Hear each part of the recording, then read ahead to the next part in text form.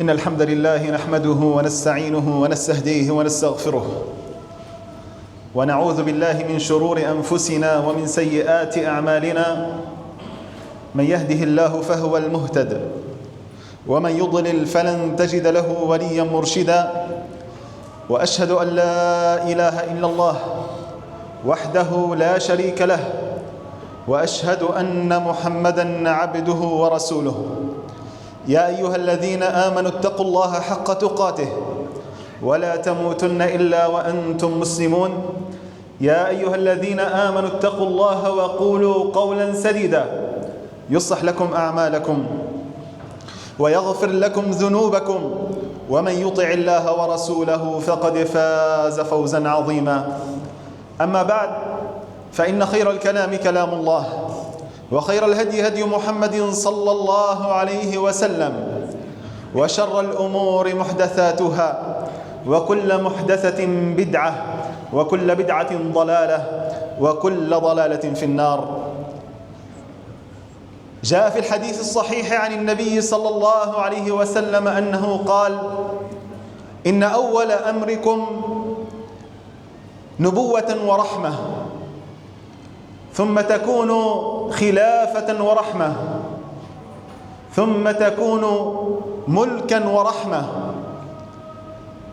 ثم تكادمون عليها تكادم الحمر. فعليكم بالجهاد، وأفضل جهادكم الرباط، وخير الرباط رباط عسقلان.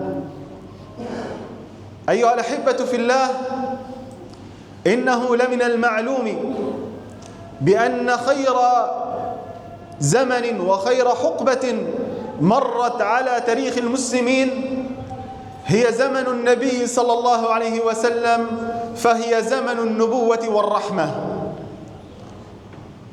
ومنهج أهل السنة والجماعة بأن خير ما جاء بعد النبي صلى الله عليه وسلم هي الفترة التي جاء بها الخلفاء الراشدون المهديون أبو بكر وعمر وعثمان وعلي. وهنا بعد هذه المرحلة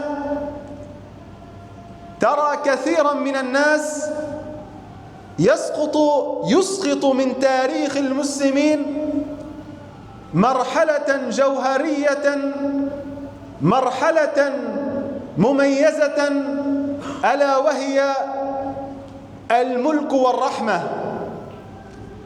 فكثير من الناس ممن ينتقل من مرحلة الخلافة ما بعد النبي صلى الله عليه وسلم إلى مباشرة إلى مرحلة الخلافة التي سوف تكون في آخر الزمان على منهاج النبوة، وهي قريبة بإذن الله سبحانه وتعالى. ولكن إنه لمن الظلم أن نختزل مرحلة ذهبية من تاريخ المسلمين، وهي تاريخ الملك والرحمة. أيها الأحبة في الله، دعونا نقف اليوم بإذن الله سبحانه وتعالى مع مؤسس هذا الملك، مع مؤسس هذه الدولة. نقف اليوم مع الرجل الداهية، إنه كسرى العرب وداهية العرب، إنه أول من غزا في البحر، إنه خال المؤمنين، إنه أول ملك للمسلمين، إنه كاتب وحي رسول الله، إنه محدث حديث رسول الله، إنه أمير المؤمنين، إنه أبو عبد الرحمن، إنه معاوية ابن أبي سفيان رضي الله عنه وعن أبيه. معاوية رضي الله عنه وأرضاه، هذا الرجل الذي يجب على الأمة اليوم أن تقرأ تاريخه كلمة كلمة، لما فيها من تأسيس الدول، ولما فيها من قيام الأمم، ولما فيها من الحكمة البالغة. معاوية هو الرجل الذي قال عنه النبي صلى الله عليه وسلم: اللهم علم معاوية الكتاب والحساب وقه العذاب. معاوية هو الرجل الذي قال عنه النبي صلى الله عليه وسلم: اللهم اهده واهد به واجعله مهديا. وما علمنا بأن الله سبحانه وتعالى قد رفض دعاء للنبي صلى الله عليه وسلم. فهذا معاوية يكون في صف المسلمين بين يدي رسول الله صلى الله عليه وسلم في الكتابة وفي الخدمة وفي قتال المشركين. ثم يموت النبي صلى الله عليه وسلم فيستخدمه أبو بكر رضي الله عنه وأرضاه الصديق خليفة رسول الله، يستخدمه في جيش خالد بن الوليد رضي الله عنه وأرضاه فيبلي بلاء حسنا في حروب الردة. ثم يأتي عمر الخليفة الملهم فيرى في معاوية رجلا لا كباقي الرجال، ويرى فيه أمر السيادة، فيوليه أمرا: عليك أن تفتح مدينة على شواطئ الشام، ويأمره أن يذهب إليها ويقول: استنصر الله عليهم وأكثر من قول لا حول ولا قوة إلا بالله، الله ناصرنا، الله مولانا، الله غايتنا. فيمسك تلك الوصية ويذهب معاوية فيفتح قيصارية ويتولاها، ويكون تحت حكم أخيه يزيد بن أبي سفيان رضي الله عنهم. ثم يموت يزيد وكان واليا وأميرا على الأردن وعلى بعض مناطق الشام. ولتعلم أيها الغالي بأن ذلك المحور وتلك الرقعة في ذلك الزمان هي من أصعب المحاور، فهي على تخوم الروم ومع البيزنطيين، فهي منطقة قائمة على الحروب وعلى الكر والفر وعلى دخول الجواسيس. فلما مات يزيد نظر المسلمون: من لتلك المنطقة؟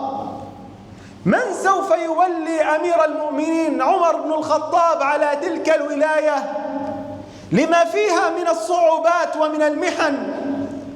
فكان القرار من خليفة رسول الله إلى معاوية: قد وليتك الأردن وبلاد الشام. ولم تكن بلاد الشام كلها تحت إمرته في ذلك الوقت، ولكن هناك من الناس ومن الرجال من إن أعطيته حكما أو أعطيته بعض الصلاحيات ترى منه العجب العجاب، يفكر خارج الصندوق.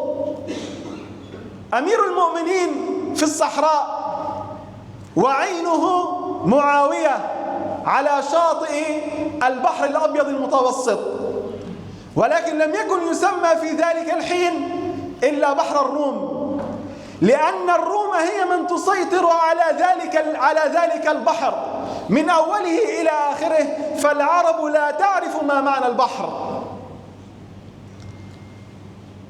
فيرسل رسالة معاوية رضي الله عنه وأرضاه: يا أمير المؤمنين ائذن لي.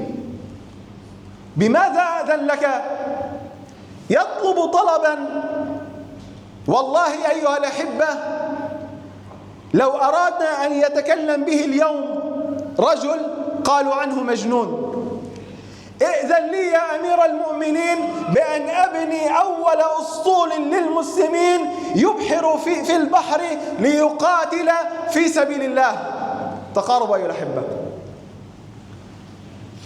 يريد معاوية أن يخرج من القتال الاعتيادي وأن يدخل في قتال البحرية.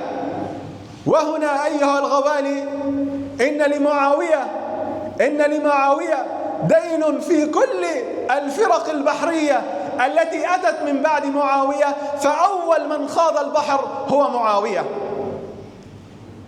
ولكن عمر لم يرى البحر قبل ذلك، فأرسل إلى عمرو بن العاص رضي الله عنه وأرضاه: يا عمرو أنت في مصر، أخبرني عن البحر، ما هذا المخلوق؟ قال: يا أمير المؤمنين إنه خلق كبير يركبه خلق صغير كالديدان على العيدان إن مال غرق. فيرسل عمر بن الخطاب إلى معاوية: يا معاوية إن لمسلم واحد عندي خير مما تملك الروم، فلا تدخل البحر. عمر رضي الله عنه وأرضاه عنده خوف أن تهلك عصابة المسلمين. يتكلم الآن عمر من منطلق الخليفة القائد الأعلى، وما هي إلا فترة زمنية وليست بالقصيرة. 12 عاما معاوية رضي الله عنه وأرضاه أميرا وواليا عند عمر رضي الله عنه وأرضاه، لم يعزله عمر. قد يقول البعض: ولماذا يعزله؟ عمر رضي الله عنه وأرضاه كان يعزل الولاة والأمراء ليس إذا حصل منهم خيانة، وليس إذا شك في خيانتهم، بل إذا توهم في خطأ وقعوا فيه. فما بالك بعمر يترك معاوية 12 عاما يحكم في بلاد الشام. هنا تستطيع أن تعرف من معاوية، هنا تستطيع أن تسكت كل من أراد أن يتكلم في معاوية. عمر الذي عايشه، عمر الذي حاكمه، عمر الذي حاسبه، علم بأن معاوية يصلح لبلاد الشام التي هي أصعب رقعة في بلاد المسلمين 12 عاما. ثم يموت عمر رضي الله عنه وأرضاه، ويأتي عثمان رضي الله عنه وأرضاه، فيرى بأن الوقت قد صقل معاوية في الحكم وفي السياسة وفي الحرب وفي الغزوات، قد صقل صقلا عظيما، فقد حق له وقد حق للشام ولدمشق التي هي درة الأوطان، حق لها أن يحكمها رجل كمعاوية، فأعطاه حكم وولاية بلاد الشام بالكامل، سوريا ولبنان والأردن وقسم وجزء من تركيا وجزء من العراق. كل تلك المنطقة تحت حكم معاوية رضي الله عنه وأرضاه. ولكن معاوية ما زال يرى البحر وحرقة في قلبه، لا بد للمسلمين أن يسيروا عليه، فيرسل كتابا إلى عثمان: يا أمير المؤمنين ائذن لي بأن أخوض البحر. فيأتي الرد مباشرة: قد كنت في المجلس الذي رد فيه عمر بن الخطاب، وردي هو رد عمر بن الخطاب. مصلحة المسلمين، أرواح المسلمين عظيمة عند أمراء المسلمين، ولكن معاوية داهية، وهذه منقبة وليست منقصة. يرى بأن البحر إذا سيطر عليه تغيرت أحوال المسلمين، فيعيد الكتاب إلى عثمان رضي الله عنه وأرضاه، ويقول له: يا أمير المؤمنين، إننا لنقوى على البحر، وإننا نستطيع أن نخوض غماره متوكلين على الله. فيأذن له عثمان رضي الله عنه وأرضاه، ولكن بشروط. الشرط الأول: ألا تجبر أحدا من المسلمين على ركوب البحر معك، هذه لك. الأمر الثاني: أول أسطول بحر للمسلمين تكون أنت وأهلك فيه يا معاوية. فيوافق معاوية ويبدأ في تجهيز السفن. وما أن بدأ في تجهيز السفن يريد الرجال التي سوف تخوض البحر. العرب لا تعرف السباحة، فيقول: من كما أمره أمير المؤمنين؟ فيقول: لقد استأذنت عمر ولم يرضى لي، ثم استأذنت عثمان ولم يرضى لي، ثم سألته مرة ثانية فرضي لي. فمن يريد أن يركب معي البحر ليقاتل الكفار بعد البحر ما وراء البحر؟ وكان يقصد قبرص، فلم يجيبه أحد. المسألة خطيرة. فيقول معاوية يذكرهم بحديث النبي صلى الله عليه وسلم، حديث أم حرام: يوم أن استيقظ النبي صلى الله عليه وسلم، واسمع أيها الغالي، وهو يضحك النبي صلى الله عليه وسلم، فقالت: ما يضحكك يا رسول الله؟ قال: رأيت أناسا من أمتي يركبون البحر جهادا في سبيل الله، هم كالملوك على الأسرة، وجبت لهم. قالت: ادعوا الله أن أكون منهم. قال: أنت منهم. ثم نام النبي صلى الله عليه وسلم ورأى الرؤية مرة ثانية، وحدث بها أم حرام. وكان الحديث عن أول جيش يغزو في البحر بأنه قد وجبت لهم. ماذا وجبت لهم؟ وجبت لهم المغفرة، وجبت لهم الجنة. فما أن قال لهم هذا الحديث إلا كان مع معاوية 40,000 من الصحابة ومن التابعين، كلهم يريدون أن يخوض البحر. وكانت في تلك المرحلة معركة ذات السواري، وانتصر المسلمون فيها على الكفار، على الروم، على البيزنطيين أشد انتصار، فكسروا شوكتهم، فأصبح البحر يسمى ببحر المسلمين، وأصبح البحر لعبة في يد معاوية رضي الله عنه وأرضاه. أقول قولي هذا وأستغفر الله لي ولكم فاستغفروه وتوبوا إليه، إنه هو التواب الرحيم.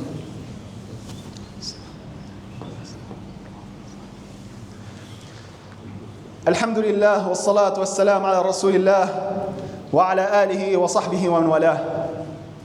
وأختصر أيها الأحبة: يموت عثمان، وتأتي مرحلة خلافة علي رضي الله عنه وأرضاه، ثم يموت علي رضي الله عنه وأرضاه وعن جميع الصحابة، فيبايع معاوية رضي الله عنه وأرضاه في الشام، ويبايع الحسن بن علي سيد شباب أهل الجنة في العراق. ثم يخرج فئتان كبيرتان عظيمتان من المسلمين، هذه من العراق وتلك من الشام. فينظر معاوية وينظر معه عمرو بن العاص، فيقول بما يعني الكلام: إنها ملحمة لا تبقي ولا تذر. ولكن يتحقق في عام 41 للهجرة نبوءة من رسول الله صلى الله عليه وسلم يوم أن كان واقفا على منبره في مدينة رسول الله، وعلى جنبه الحسن وهو ينظر إلى الحسن وينظر إلى الناس، ثم يقول لهم: إن ابني هذا سيد يصلح الله به بين فئتين عظيمتين من الناس. فيتنازل عن الحكم الحسن رضي الله عنه وأرضاه لمعاوية رضي الله عنه وأرضاه، ويدخلان كليهما إلى الكوفة في العراق. وفي هذا العام يسمى عام الجماعة التي اجتمع فيه المسلمون. ومن هنا انطلقت شرارة دولة بني أمية، تلك الدولة التي وصلت اتساعها إلى الصين وإلى فرنسا. دولة بني أمية التي أسسها معاوية رضي الله عنه وأرضاه في حقبة ذهبية من حقبات المسلمين، من تاريخ المسلمين. أنتم تعلمون بأن في زمن تلك الدولة استطاعت أن تحارب على 4 جبهات: في آسيا الوسطى، في القوقاز، عند أبواب باكستان،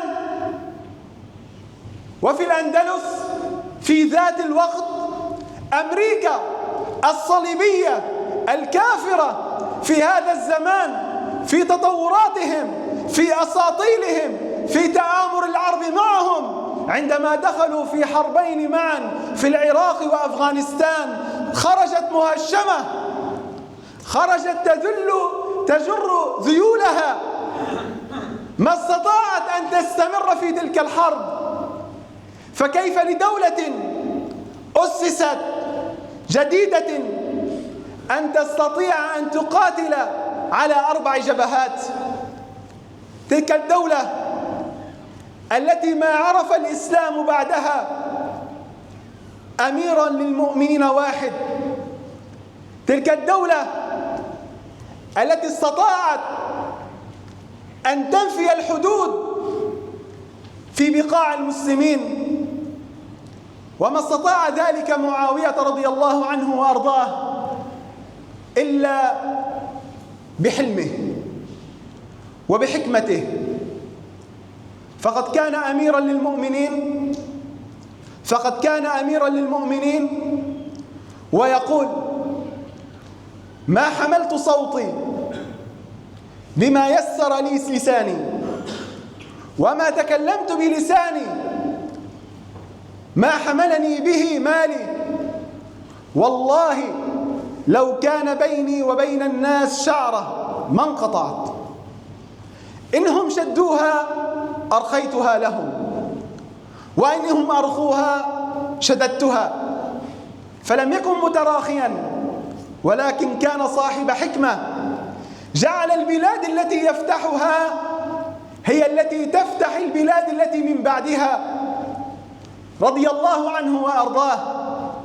قال عنه ابن عمر: ما رأيت بعد رسول الله صلى الله عليه وسلم. أكلمك عن ابن عمر ذلك الفقيه، يقول: ما رأيت بعد رسول الله صلى الله عليه وسلم أسود من معاوية، أي أنه ليس هناك من هو أحق بالسيادة وبالحكم مثل معاوية من ناحية الحكم. فيأتي الناس إلى ابن عمر ويقولون: وأين أبو بكر وعمر؟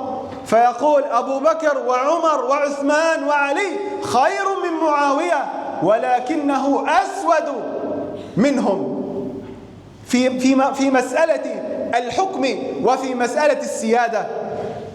ابن عباس رضي الله عنه وأرضاه يقول عن معاوية: إنه لفقيه وحق له أن يسود.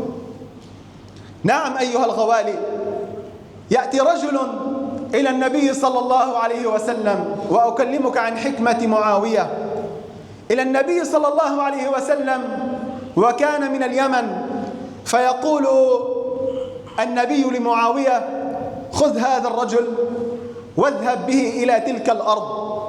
وكان هناك أرض قد أقطعه إياها رسول الله صلى الله عليه وسلم. فيقول: لما مشى معه معاوية قال: أردفني خلفك على البعير.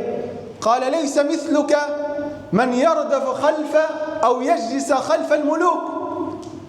فقال: أعطني نعلك. قال: انتعل الأرض أو انتعل ظل البعير. فذهب معه معاوية وأدى ما أمره به رسول الله صلى الله عليه وسلم. وتمر السنين ويأتي هذا الرجل ويدخل على معاوية في قصره. فماذا يفعل معاوية؟ ماذا يفعل معاوية؟ يجلسه معاوية على سريره. فيقول ذلك الرجل: وددت لو أني حملت معاوية في ذلك الوقت في يدي، من حكمة معاوية ومن حلم معاوية رضي الله عنه وأرضاه. ثم تأتي المنية إلى معاوية، ذلك الإمام العادل، ذلك الصحابي الجليل الذي لا نقول بأنه معصوم، بل هو قد أخطأ في مكان أو غيره، ولكنه صحابي جليل أمير للمؤمنين، حبيب لكل مسلم ولكل مؤمن، يحبه المؤمنون ويبغضه الكافرون المشركون. يأتي المنية إلى معاوية رضي الله عنه وأرضاه فيقرأ قول الله سبحانه وتعالى: إن الله لا يغفر أن يشرك به ويغفر ما دون ذلك لمن يشاء. فيقول: يا رب اجعلني ممن تشاء فاغفر لهم فإني لا أشرك بك شيئا يا أرحم الراحمين. ثم يقول: لا إله إلا الله، لا إله إلا الله، وتفيض روحه إلى بارئها. هذا بعض من سيرة ذلك الصحابي الجليل، فقد عاش 20 سنة وليا وأميرا للمسلمين في الشام، و20 سنة أميرا للمؤمنين في جميع أصقاع الأرض. فحري بنا أيها الأحبة أن نعيش مع حياته، وأن نتعلم من حكمته، وأن نأخذ من حلمه.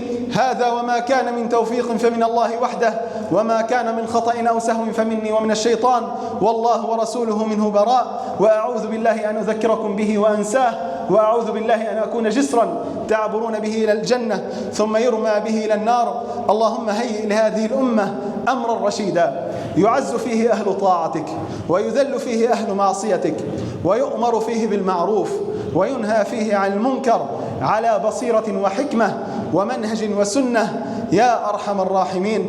اللهم لا تكلنا إلى أنفسنا طرفة عين يا أرحم الراحمين. اللهم لا تكلنا إلى أنفسنا طرفة عين يا أرحم الراحمين. اللهم اغفر لنا وارحمنا، اللهم اغفر لنا وارحمنا، اللهم اغفر لنا وارحمنا، وإلى غيرك لا تكلنا. هذا وصلى الله على سيدنا محمد وعلى آله وصحبه أجمعين. إخواني الكرام، بعد الصلاة بإذن الله سبحانه وتعالى سيكون هناك صندوق خاص لأخ قد بترت قدمه ولديه عملية قد بقي من كلفتها 3000 دولار، فمن يستطيع أن يشارك في هذا الأمر فلا يبخل على ذلك. وجزاكم الله كل خير، وصلى الله على سيدنا محمد وعلى آله وصحبه أجمعين، والحمد لله رب العالمين.